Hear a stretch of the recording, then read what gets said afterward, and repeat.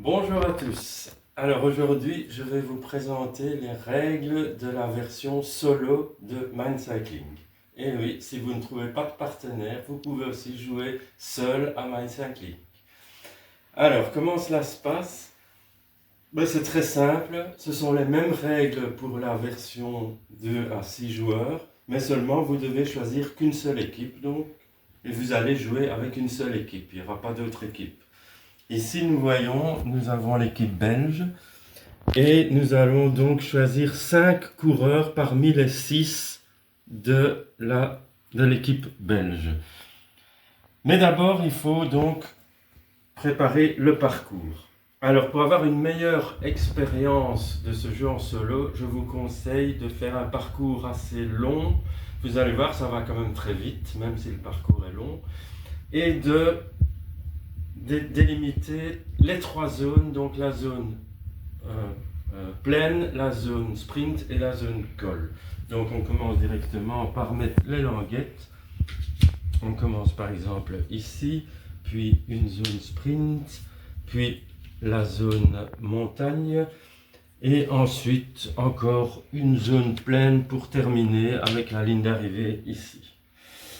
Alors en fait, le principe du jeu, comme je l'ai dit, est le même que pour la version 2 à 6 joueurs, sauf que ici le but du jeu, ce ne sont plus d'avoir le plus de médailles, donc on ne jouera plus avec les médailles, mais le but du jeu, c'est de faire parvenir son équipe, du moins 4 coureurs des 5, au-delà de la ligne d'arrivée en le moins de coups possible. Donc, ce qu'il faut faire encore, c'est placer les rochers, les obstacles dans la montagne. Ça augmentera la difficulté du parcours. Donc voilà, je mets quelques rochers. Et éventuellement aussi des ravitaillements, comme dans la version 2 à 6 joueurs. Et voilà, donc maintenant choisissons 5 coureurs parmi les 6 de l'équipe de Belgique. Vous voyez que c'est un parcours assez polyvalent, donc il y a de la plaine, du sprint et de la montagne. Donc je vais prendre deux rouleurs, deux équipiers rouleurs, casque bleu. Je vais prendre 2 grimpeurs et un sprinter. Alors donc il faut les aligner selon votre choix. L'ordre c'est vous qui choisissez devant la ligne de départ réelle. Même règle que pour la version 2 à 6 joueurs, il y a les jetons vent pour tous les coureurs qui roulent contre le vent. Donc dans ce cas-ci, toute la ligne roule contre le vent.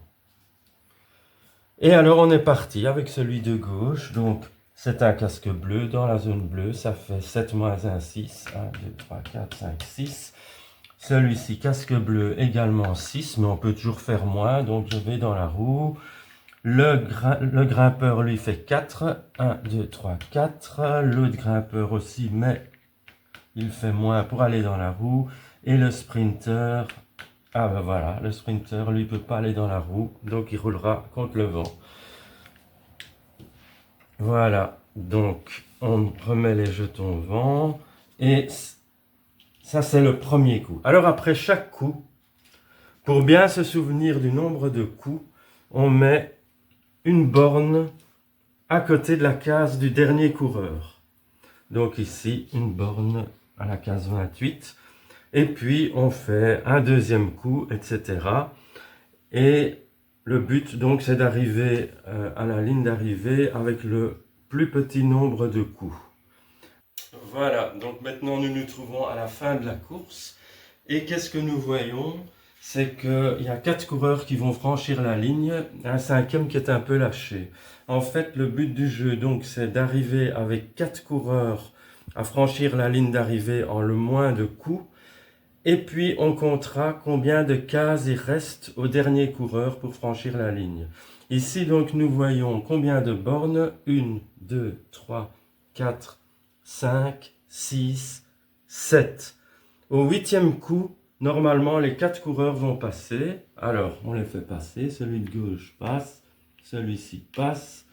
Celui-ci passe. Celui-ci passe. Donc, les 4 coureurs sont passés au 8e coup. Le cinquième, on doit maintenant compter combien de cases il doit faire pour franchir la ligne d'arrivée. Ça permettra, en cas d'égalité, de voir quel est le meilleur temps.